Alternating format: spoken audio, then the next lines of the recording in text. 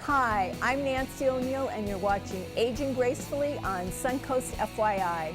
This episode will feature Dr. Sessa from Sarasota Surgical Arts, Dr. Sampson from Sarasota Vascular Specialists, and hearing aid specialist Chad Fonder from Irresistible here in Sarasota. So thanks for tuning in.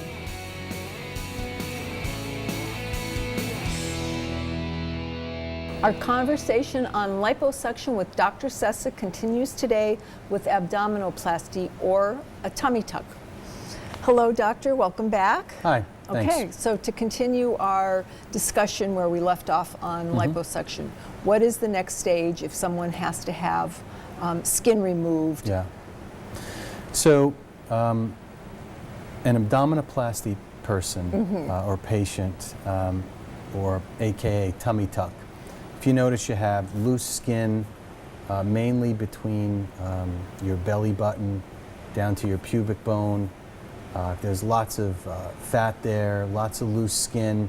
A lot of times women after they've had, one child or a couple of children, or just as we age, we tend to gather some sort of loose skin, and it bothers people because when you sit down it bunches up. Sure. And, so the main procedure to take care of that and to give you back a more youthful appearance to your stomach is an abdominoplasty. So what's involved with this surgery is essentially you get an incision from hip to hip, but it's in a well-hidden area, right in your bikini line. Okay. We sort of raise up, remove the fat, remove the skin, and in such a way pull it down. So we remove, almost all of the skin and muscle, not skin and fat from your pubic area all the way to your belly button. Okay. And then so everything from there comes all the way down to the bottom, and that's why your belly gets tight. So we take out like 20 to 30% of your tummy. Wow. Now, when you say, is this in conjunction with liposuction or? Can be, yeah. Okay. Yeah. So there's various types of abdominoplasties that can be done. There's mini tummy tucks. There's full abdominoplasties. There's maxi tummy tucks. One tummy tuck that I like to do is an Avalar tummy tuck, which is so named from this Brazilian surgeon from many years ago. But it's a liposuction tummy tuck. So what I do is I liposuction all of the fat all around the whole tummy, the hips, the flanks, as well as on your whole tummy area. And then all of that loose skin that's been created now because it's empty, I remove that skin. And it's the same exact incision line from a standard abdominoplasty. Really? But with this type of procedure, you get a flat belly, flat tummy, much better contours. With a standard traditional tummy tuck, you can't really do liposuction on the front part of your tummy, because it can leave problems to healing. Okay. Now, once you've had this procedure, is this a permanent procedure? Does it come back? And second part of that is who's a good candidate for this type of surgery? So, well, first of all, anyone that has this issue when they look in the mirror or put clothes on is a good candidate for it. But as far as the permanence of it, it's as permanent as it gets. But if you had a tummy tuck and then you got pregnant and had a baby, it would pretty much destroy the result, because all that skin that was removed would just be stretched again. Okay. So that's good to know. Somebody should wait until after their children. That's right. Okay.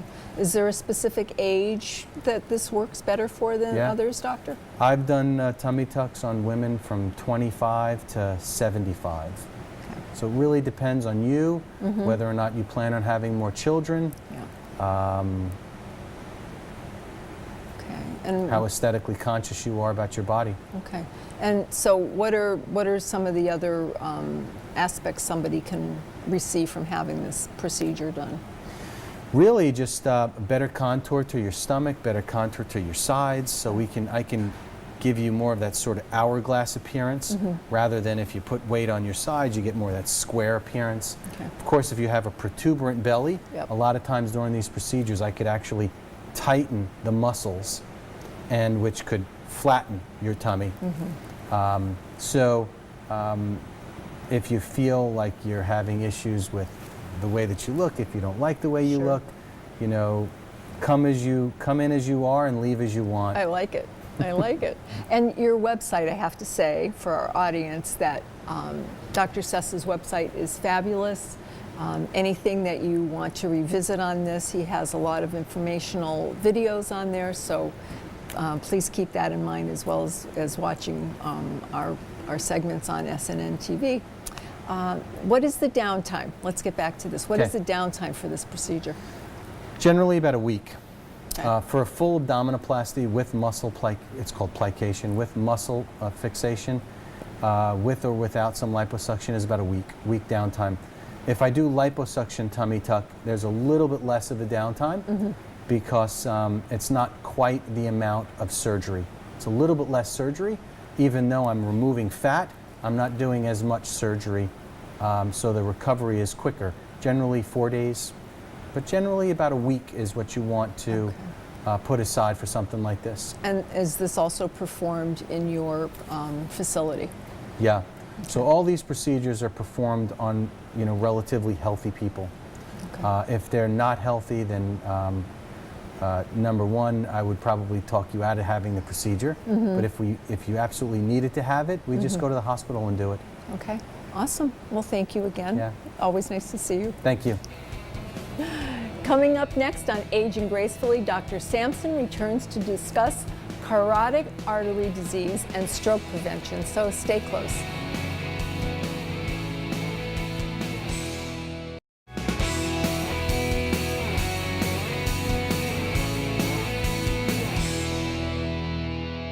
Back with us in the studio today is Dr. Sampson, and our discussion is on carotid artery disease and stroke prevention. Hello, doctor. Hi. Good to see you again. Thank you. Thank you. So what is carotid artery disease, and how can it cause a stroke? Well, the same blockages that occur in your heart arteries and cause a heart attack occur in all other parts of the body, but one of the places where the blockages tend to occur the most is in the main artery that goes to the brain, called the carotid artery. You have one on each side. And right where the carotid artery divides into one to the face and one to the brain is a prime spot for blockage to develop. That's called plaque. So it's a mixture of cholesterol and calcium and some blood products. It sits in this artery and blocks off the blood supply to the brain. So you can have a stroke when the artery blocks off 100%, or you can have a stroke when one of the pieces breaks loose from that blockage and goes into the brain and blocks the brain artery. So it's a very common condition, and it's unfortunately something that you don't even know you have unless the doctor picks it up, or unless you actually have a mini stroke or a big stroke. I know, so I was going to ask you, what are the symptoms, but are there really any symptoms prior than? No, you don't know you have it. So if the doctor can put a stethoscope on your neck and hear a noise, they call it a bruit, but it's just turbulent blood flow in the artery. You can do a sound wave test. We do screening sometimes to find this because people don't even know they have the blockage. Sure. But some people will present with a mini stroke, so they'll either lose power in arm or leg, or they lose sight in one or other eye, or they lose their speech, even for 1 or 2 seconds. That's a warning that you're heading for a big stroke. And we do tell people, if you have this, don't say, oh, that's just aging. That's a very abnormal thing, and you should really go to the emergency room right away. Okay. Emergency room. Don't If you lose power in your arm or your leg even for 2 or 3 minutes, or you lose your speech, and you don't have a really good explanation for it, see your doctor or go to the emergency room. And so would regular checkups help with this if they came in to see you, or is this the type of thing you would check, the doctor would check on Well, a we regular do, basis? and your internist will be doing it as well. Certainly in people that are getting older in years. Sure. It's obviously less common in younger people. Now, there are other causes where you could have something affecting the carotid artery, but they're unusual. So I'd rather today in our brief time talk about the usual thing, which is this type of blockage. So once the doctor finds that you have this type of blockage, the question is, should it be treated? Right. And that's become very controversial. Okay. So generally speaking, most doctors in the United States will say that if your blockage is greater than 80%, 80 to 99%, that you should have something done to fix it. Okay. And the way we fix it is by doing an operation called an endarterectomy, which is an incision in the neck, and the vascular surgeon goes in and cleans out the blockage. So if we have a visual, I'm not sure that people can see this, but if you make my hands a banana and you cut the banana and it opens like this, Sure. or it opens like that, you can scoop out the blockage and sew it back together again. That's really what we do. Okay. The other way of treating it is to put a stent into the artery, and those are both relatively common. The question, though, is do you really need it? And that's why I think you need to go to a professional, either a neurologist, a neurosurgeon, cardiologist, vascular surgeon, but that's very important. Okay. Now, when you say a stent, because I'm not familiar with that, is that something that stays in permanently? Right. A stent is like a little metal scaffold that you put in, and what it does is it squeezes the blockage to the side and opens up the artery. We've just started with a brand new way of putting the stent. We did the first one at Sarasota Memorial Hospital just 2 weeks ago, where we actually do it through a very small cut in the bottom of the neck instead of going through the groin artery. But how we do it's not important. It's whether you need it in the first place. Okay. I think what the viewer should ask themselves is, well, how do we determine whether you have an 80 or a 99% blockage? Sure. And the way we do that is with an ultrasound. So the same type of device that we look at a pregnant woman to look at the baby, we use that on the neck. And that device allows us to actually see the blockage and quantitate how bad the blockage is. The important thing is to go to a facility where they are specialists in doing that type of test, because it can be very easy to misinterpret. The doctor tells you that it's not as bad as it is and you have a stroke, or they tell you that it's worse than it is and you'll end up with an unnecessary procedure. Okay. Now, when you say that the blockage gets to a certain percentage, so if they go in and see you and it's at 40 or 50%, is this just then that somebody that comes back and sees you? There's still a chance of stroke, but it's very small. So those people we put on medication. Okay. We make sure that they're on cholesterol-lowering medication, such as a statin. We make sure they're on an aspirin, because that prevents little things from breaking loose. Make sure their blood pressure's under control. See their family doctor, and then we would see them every six months to a year. So they might not necessarily need a treatment at that point, and is this something that gets progressively worse over time if they start going on the treatment that you just prescribed as far as the drugs go? Hopefully treatment will keep it under control, but you never know. Okay. So I have seen blockages go from 50% to 100% in a matter of hours. Oh my gosh. But usually it's very benign. So we reassure people at 50%, your chance of having a major stroke is small. At 80 to 90%, your chance of stroke is higher. So again, the test is very, very important. Right. And as you said, prior programs, not all doctors are capable of treating this. So how do you know? Well, go to a board-certified specialist, someone with a board that is actually recognized by the American Board of Medical Specialties. So that would be a vascular surgeon, maybe a cardiologist, maybe an interventional radiologist or a neurologist. Okay, so be informed is what's most important. Always the right thing, be informed. Great. Thank you again, always a pleasure. Thank you. You're watching Aging Gracefully on Suncoast FYI. Please stay tuned.